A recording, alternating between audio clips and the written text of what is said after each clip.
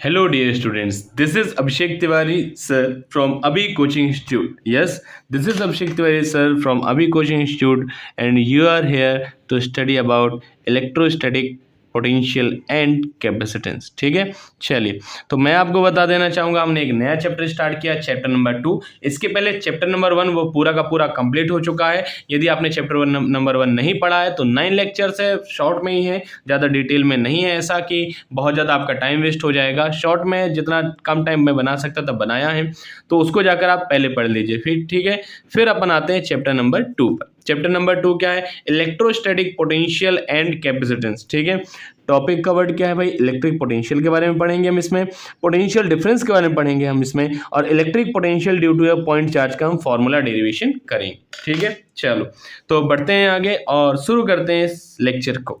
ठीक है, तो यदि आप चैनल पर नए हैं और आपने अभी भी शुरू किया है तो आपको क्या करना होगा? आप जानते हैं आपको क्या करना होगा? आपको करना होगा इस चैनल को सब्सक्राइब, ठीक है, और करना होगा लाइक और करना होगा शेयर, ताकि हम बढ़ सकें आगे एक बढ़िया से मोटिवेशन के साथ। ठीक है, electrical potential, electrostatic potential, electric potential, नाम से टेंशन नहीं लेनी है, सब वही चीज़ होती है। ठीक है, चलो भाई अब अपन एक कॉन्सेप्ट जनरेट करते हैं। यदि आपको इलेक्ट्रिक फील्ड का कॉन्सेप्ट याद हो, मान लेते हैं हमारे पास यहाँ पर एक प्लस का चार्ज है। ठीक है, अब ये प्लस का चार्ज है तो इसके आसपास इसके एक इलेक्ट्रिक फील्ड होगी, जहां तक ये अपना इफेक्ट शो कर सकता होगा। इलेक्ट्रिक फील्ड क्या होती है? The field around a charge up to which it can show its influence या its influence can be seen is called electric field for that charge. ठीक है, तो यदि ये प्लस का चार्ज है, अब बताओ यदि मैं कोई प्लस का क्यू चार्ज लेकर आता हूँ, क्या करता हूँ मैं? प्लस का क्यू चार्ज यहाँ लेकर आ रहा हूँ, तो ये प्लस क्यू उस प्लस क्यू को क्या करेगा? रिपल करेगा। मैं जितना ज्यादा आगे लेकर आऊंगा वो इसको उतना ज्यादा क्या करेगा? धक्का देगा, रिपल्शन होगा। यदि यहाँ पर रिपल्शन होने वाला है, ठीक है, इसको प्रॉपर वे में लिखता हूं मैं, प्लस का क्यू। ठीक है, यदि यहाँ पर रिपल्शन होने वाला है, क्या होने वाला है? यहाँ पर रिपल्शन होने वाला, और फिर भी मैं लाना चाहता हूं तो मुझे क्या करना पड़ेगा? काम। मुझे क्या करना पड़ेगा? काम। सीधी सी बात, इस प्लस को मैं यहाँ पे खींच के ला रहा हूँ, आजा आजा आजा आजा, ये यहाँ से रिपल्शन कर रहा है, मैं खींच के ला रहा हूँ कि आजा भाई, पर ये यहाँ से क्या कर रहा है? रिपल कर रहा है, ये इसको आने नहीं दे रहा है। पर मैं चाहता हूँ कि इसको यहाँ इलेक्ट्रिक फील्ड के किसी इस पॉइंट तक लेकर आ जाऊँ। तो इलेक्ट्रिक फील्ड के इस पॉइंट तक लेकर आने के लिए मुझे किसी चार्ज के ऊपर कुछ क्या करना पड़ेगा? काम करना पड़ेगा। क्या करना पड़ेगा? कुछ ना कुछ काम करना पड़ेगा। I have to do some work on bringing a charge from this point to this point. ठीक है, क्लियर हो गई ये वाली बात? सीधी सी बात है सर, ये रिपल करेगा, ये भी प्लस का है, ये भी प्लस का, रिपल्शन होगा, तो जबरदस्ती यदि खींच के लाएंगे तो काम तो करना ही पड़ेगा। बस यही कॉन्सेप्ट अपना इलेक्ट्रिकल पोटेंशियल का। क्या होता है? The work done. अब सोचो, ये पोटेंशियल हो गया V is equal to W upon Q, ये फॉर्मूला ही बन गया भाई। V is equal to W upon Q किसका फॉर्मूला बन गया? पोटेंशियल का।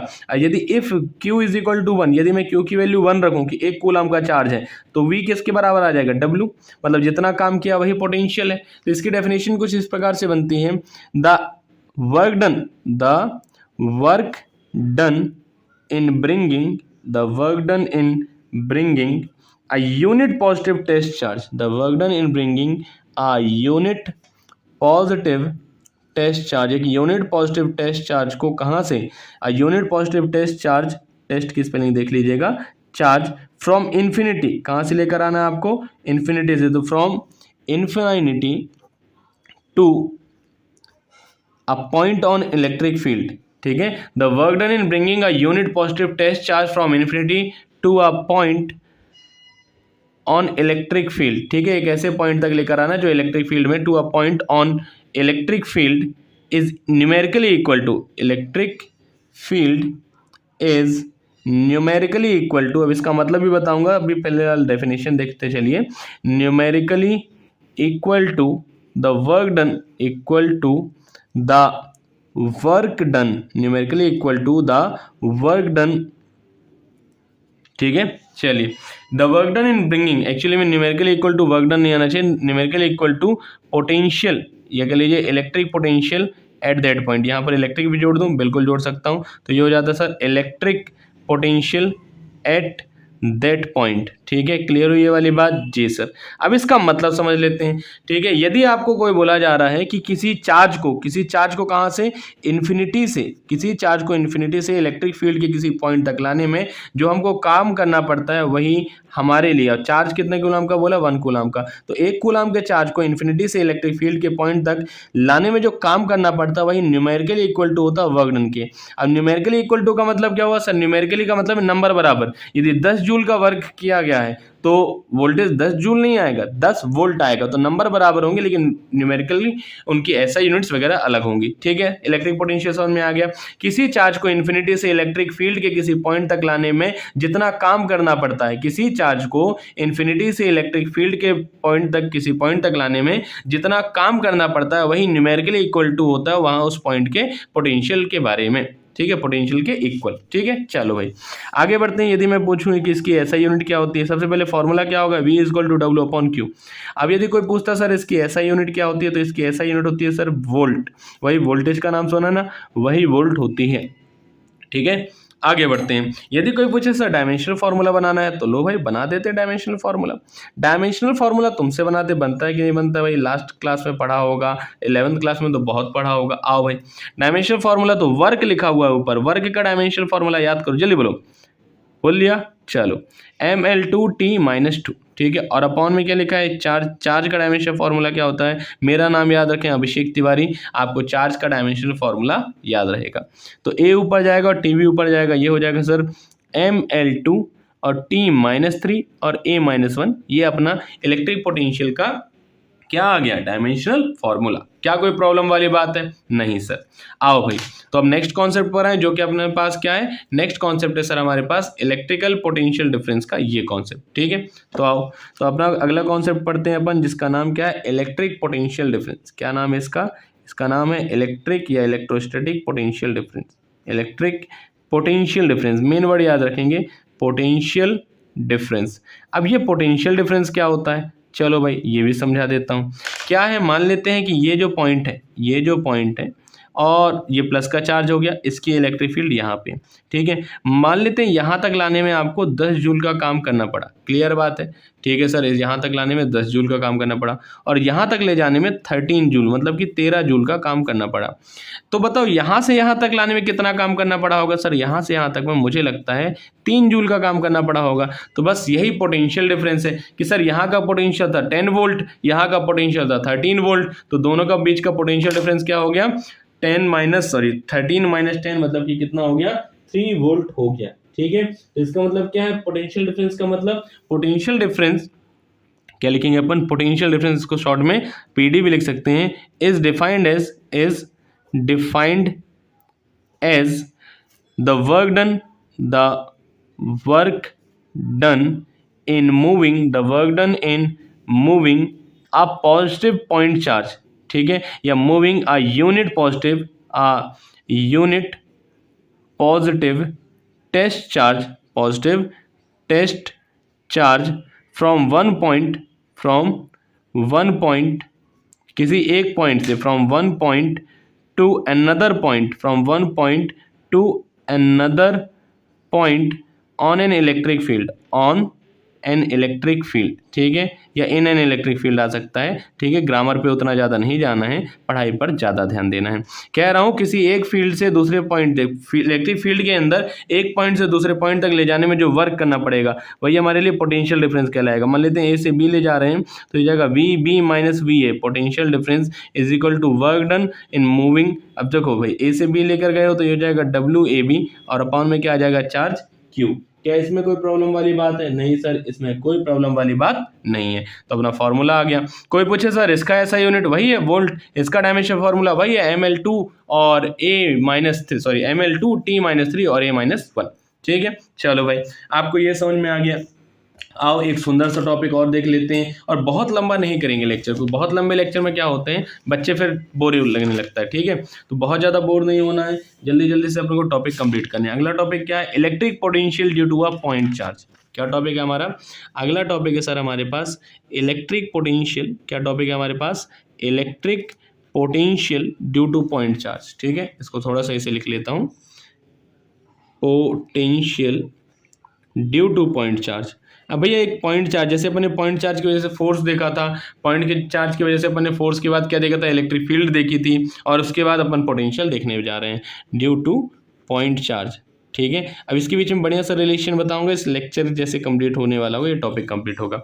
तो सपोज कर लेते हैं कि हमारे पास यहाँ पर एक पॉइंट चार्ज है जिसको अपन बोल रहे हैं प्लस का क्यू चार्ज है। ठीक है, ठीक है सर, आगे बढ़ते हैं कि मैं मान लेता हूँ कि इनफाइनाइट या कह लीजिए इससे r डिस्टेंस पे कोई पॉइंट P है, let there be a charge Q situated at point O and let there be a point P which is r distance from point O, ऐसे अंग्रेजी में लिखेंगे जो इंपॉर्टेंट है आपके एग्जाम में नंबर पाने के लिए। ठीक है, यहाँ पर अपन को क्या निकालना है, पोटेंशियल निकालना है। अब चार्ज को, पोटेंशियल क्या होता है, किसी चार्ज को इन्फिनिटी से यहाँ तक लाने में किया गया काम, तो अपन मान लेते हैं इन्फिनिटी पर, इन्फिनिटी से यहाँ तक किसी चार्ज को लेकर आना है। ठीक है सर, यहाँ तक इसको लेकर आना है, पर इन्फिनिटी तक लेकर आना है, इन्फिनिटी से लेकर आना है सॉरी, तो अपन को क्या करना है भाई, वर्क डन निकालना है। तो वर्क डन आपको पता होगा फिजिक्स में वैसा नहीं, वर्क डन पूरा नहीं निकाल लेते हम, थोड़ा सा वर्क डन निकालते हैं। तो चलो भाई ऐसा सपोज कर लेते हैं कि इससे x डिस्टेंस पे कोई और पॉइंट है, एक पॉइंट है, इस पॉइंट का नाम क्या अपने पास A, जहाँ पे एक चार्ज रखा हुआ Q नॉट। ठीक है, कोई चार्ज Q नॉट ले रखा हुआ है x डिस्टेंस पे। ठीक है, late there be a charge q naught, there be a charge q naught situated at x distance from point O भी बोल सकते हैं आप, ठीक है, या फिर चार्ज Q भी बोल सकते हैं। ठीक है, पॉइंट O और चार्ज Q। ठीक है, तो उस पर कितना फोर्स लग रहा होगा Q नॉट पे, तो force acting on Q not बात कर लेते हैं, बहुत सिंपल है sir, force acting on Q not, Coulomb's law यदि याद होगा तो इजीली बन जाएगा। क्या होता है formula, 1/4 pi epsilon not Q multiply by Q not upon में x स्क्वायर। क्या कोई प्रॉब्लम वाली बात है, जी नहीं सर। एक्स स्क्वायर क्यों लिखा है, देखो डिस्टेंस r नहीं है वहां पर, x डिस्टेंस है इन दोनों के बीच का, इसलिए। ठीक है, अब मैं मान लेता हूँ a से b तक एकदम छोटे से डिस्टेंस तक मुझे लेकर आना है, तो ये डिस्टेंस क्या हो जाएगा सर, ये डिस्टेंस कहला जाएगा dx। क्या कहला जाएगा सर, ये डिस्टेंस कहला जाएगा dx। तो यदि मैं पूछूं कि small work done in moving the charge from point a to point b, क्या पूछ रहा हूं मैं, small work done in moving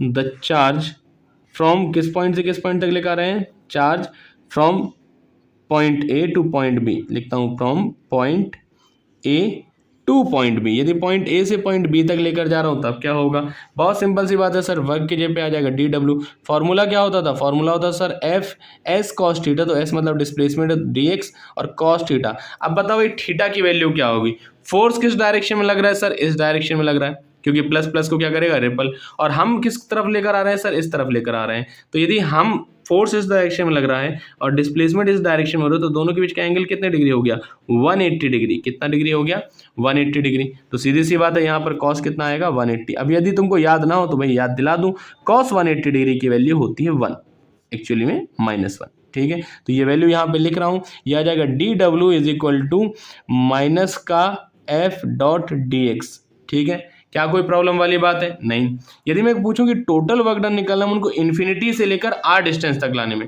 कहां से, इन्फिनिटी से लेकर r डिस्टेंस तक लाने के लिए मुझे टोटल वर्क डन निकालना है, तब मुझे क्या करना होगा, इंटीग्रेशन करना होगा इन्फिनिटी से r तक। ठीक है, क्योंकि वही तो मेन पॉइंट था अपना। तो total work done in moving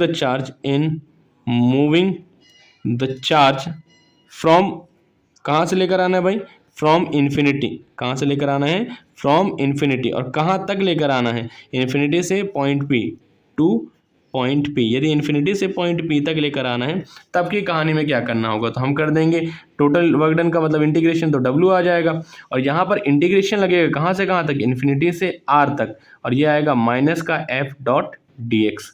अब बताओ भाई एफ क्या है, फोर्स, और फोर्स का फॉर्मूला तो अपन पहले भी निकाल चुके हैं, force acting on Q not, ये है। तो इसको वैल्यू रख देते हैं अपन, क्या आ जाएगा अपने पास, ये आ जाएगा sir W is equal to, और कांस्टेंट वाली चीजें बाहर रखेंगे, पहले अपन लिखते हैं इन्फिनिटी से r तक, ये आ जाएगा 1/4 पाई epsilon not Q multiply by Q not upon में x स्क्वायर इंटू में dx आ रहा है और माइनस के साइन के साथ। ठीक है, जो कांस्टेंट है उनको बाहर करते हैं, कांस्टेंट मतलब कि माइनस का 1/4 पाई एप्सिलॉन नॉट ये कांस्टेंट है, और ऊपर Q इंटू में Q नॉट भी कांस्टेंट ही होगा। ठीक है, तो अंदर क्या बचेगा, इंटीग्रेशन इन्फिनिटी से लेकर r तक 1/x स्क्वायर का dx के रिस्पेक्ट में। ठीक है, अब अपन आगे बढ़ते हैं और देखते हैं आगे क्या होगा। ठीक। ठीक है। तो आगे बढ़ते हुए जब अपन देखेंगे तो ये आएगा sir W is equal to, क्या आ जाएगा हमारे पास W is equal to minus Q into में Q naught upon 4 pi epsilon naught. Sir ये इतना सारा लिख के कैसे आ गया? देखो भाई मैं रिकॉर्ड करता जा रहा था, पढ़ाता जा रहा था, पर एग्जैक्टली मैंने देखा लेक्चर रुक चुका है क्योंकि स्टोरेज फुल था। अभी डिलीट किया, फिर से रिकॉर्ड करना चालू किया। ठीक है, देखो W is equal to minus Q into Q naught upon 4 pi epsilon naught मैंने बाहर कर दिया है। इंटीग्रेशन इन्फिनिटी से आर तक x की पावर लिखिए -2। देखो भाई नीचे था x की पावर +2, तो ऊपर जाके क्या हो जाएगा सर? ऊपर जाके हो जाने वाला है x की पावर -2। ठीक है, चलो अब इंटीग्रेशन शायद कई लोगों को याद ना होगा, तो इंटीग्रेशन में तुमको पहले समझा देता हूँ। x की पावर क्या लिखा है? n dx के रिस्पेक्ट में इज इक्वल टू x की पावर, फॉर्मूला बता रहा हूँ। यदि x की पावर n का इंटीग्रेशन करना तो वो आएगा x की पावर n+1 और अपॉन में भी आएगा अपना n+1। x की पावर 7 का करना है तो +1 कर दो, 8 अपॉन में 8। यदि मैं कहता हूँ x की पावर 9 का करना है dx के रिस्पेक्ट में, तो पावर क्या हो जाएगी? x की पावर 10 और अपॉन में भी क्या आ जाएगा? 10 आ जाएगा। मतलब पावर में एक प्लस करते हैं और वही नीचे लिखते हैं, तो ये आ जाएगा sir W is equal to minus Q into Q naught upon में 4 पाई एप्सिलॉन नॉट। इंटीग्रेशन में यदि मैं कर दूं तो ये हो जाएगा x की पावर -2 + 1 और नीचे भी लिखेंगे हम -2 + 1। कहाँ से कहाँ तक? इन्फिनिटी से लेकर r तक। चलो भाई अब इसको सॉल्व करते हैं। ये हो जाएगा sir W is equal to minus Q into Q naught upon में 4 पाई एप्सिलॉन नॉट और साथ ही साथ में ये हो जाएगा -2 + 1। कितना आएगा? -1, जिसको नॉर्मली मैं -1 लिख सकता हूँ, चाहे माइनस नीचे लूँ ऊपर लूँ एक ही बात है। और x की पावर -2 + 1, ये -1 आएगा, ऊपर x की पावर -1 थी तो नीचे आके क्या हो जाएगा? x की पावर +1। कहाँ से कहाँ तक? इन्फिनिटी से r तक। ठीक है, माइनस का साइन बाहर कर देते तो माइनस माइनस क्या हो जाएगा? ये वाला प्लस, तो प्लस का q इंटू में Q naught upon 4 pi epsilon not ये आएगा। इंटीग्रेशन किसका? 1/x का, कहाँ से कहाँ तक? इन्फिनिटी से r तक। अब लिमिट रखते हैं, यदि लिमिट रखते बनती है तो अच्छी बात है, नहीं तो एक बार आपको पढ़ना होगा इसको। ठीक है, क्या हो जाएगा? W is equal to Q into Q naught upon में 4 पाई एप्सिलॉन नॉट। एक बार रखते हैं अपर लिमिट मतलब 1/r, माइनस एक बार रखते हैं लोअर लिमिट मतलब 1/एप्सिलॉन नॉट। ठीक है, अभी ध्यान दो, 1/एप्सिलॉन नॉट बोल दिया, क्या इसको? इन्फिनिटी है। ठीक है, चलो बट यदि आप आगे ध्यान दें तो आपको बता दो, देखो 1 को यदि आप 1 से डिवाइड करो कितना आएगा? 1 आएगा। 1 को 2 से डिवाइड करो कितना आएगा? 0.5 आएगा। 1 को 5 से डिवाइड करो कितना आएगा? 0.2 आएगा। 1 को 10 से डिवाइड करो कितना आएगा? 0.1 आएगा। और ऐसे यदि अपन और आगे बढ़ते जाएं, ठीक है ध्यान देना, यदि मैं और आगे बढ़ूं कि 1 को 100 से डिवाइड करूं तो कितना आएगा? 0.01। फिर 1 को 1000 से डिवाइड करूं तो क्या आ जाएगा सर? 0.001 और ऐसे बढ़ते जाएंगे। इन्फिनिटी से डिवाइड करूं तो आएगा 0.00000, बहुत आगे जाएगा। तो अप्रॉक्सीमेटली अपन कहेंगे कि 1/इन्फिनिटी लगभग किसके बराबर होगा? 0 के बराबर। तो W इज इक्वल टू क्या आ गया? Q into Q naught upon 4 pi epsilon not, ये आ गया 1/r माइनस का 0। तो फाइनली अपना आ जाता है W कितना? 1/4 पाई एप्सिलॉन नॉट क्यू इंटू में क्यू नॉट अपॉन में r। लेकिन हम पर निकाल क्या रहे थे? हम निकाल रहे sir electric potential, but potential क्या होता है? V is equal to W upon में क्यू नॉट, क्योंकि क्यू नॉट के ऊपर क्यू नॉट को ही लेकर आए ना अपन, तो इसमें वैल्यू पुट कर देते हैं। तो V इज इक्वल टू क्या हो जाएगा? W का formula 1/4 pi epsilon not Q into में क्यू नॉट अपॉन में क्या है अपने पास? r, और डिवाइड का एक और क्यू नॉट है जो क्यू नॉट को कैंसिल कर देगा। V का अपना डायरेक्ट फॉर्मूला बनता है, देखो भाई V का अपना डायरेक्ट फॉर्मूला बनता है 1/4 पाई एप्सिलॉन नॉट Q अपॉन में R। ठीक है, तो हमारा ये फॉर्मूला डेरिवेशन हो चुका है electric potential due to point charge के लिए। ठीक है, क्या ये चीज़ समझ में आ गई? जी सर, चैप्टर शुरू ही किया है अभी, लेकिन बढ़िया से एक डेरिवेशन भी हम कर चुके हैं। हम अब मिलेंगे नेक्स्ट लेक्चर में, तब तक के लिए मैं आपको कुछ चीज़ें तो बता दूं। देखो भाई, यदि नए हो तो सब्सक्राइब करना ज़रूरी ही है। ठीक है, और सब्सक्राइब यदि आपने लाइक कर दिया है तो भैया लाइक कीजिए, करिए इसको शेयर दूसरे लोगों तक, ताकि पढ़ाई और आगे तक पहुंच सके। ठीक है, पहुंच चुके। और आगे बढ़ते हैं, और एक और बात बता देता हूं कि ठीक है ये चैप्टर तो स्टार्ट हो ही चुका है, इसको भी धीरे धीरे कंप्लीट करेंगे। और यदि चैप्टर 1 नहीं पढ़ा है तो उसको और भी अच्छे तरीके से पढ़िए। ठीक है, तब तक के लिए मैं आपसे कहना चाहूँगा good day and thank you.